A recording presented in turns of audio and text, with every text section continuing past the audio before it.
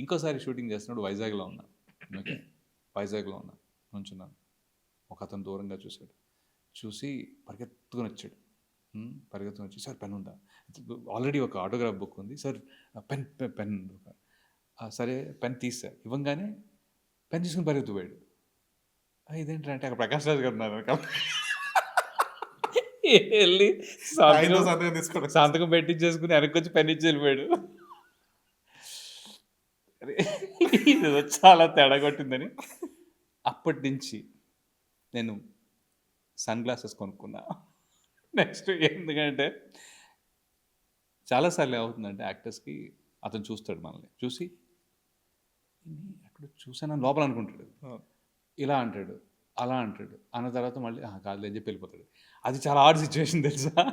పూర్తిగా గుర్తుండి, సార్ మీరు ఇది కదా, ఓకే ఓ ఫోటోను కాదు ఏదో ఒకటి అంటే ఓకే, లేకపోతే ఎంగేజ్ అయ్యి డిసెంగేజ్ అవ్వడం చాలా చాలా ఇబ్బందిగా ఉంటుంది. అది కరెక్ట్ కూడా కాదు. నేను అప్పుడు కళ్ళజోడు కొనుక్కున్నా. మై మై యాక్చువల్లీ ఏదో ఇక్కడే ఉంది.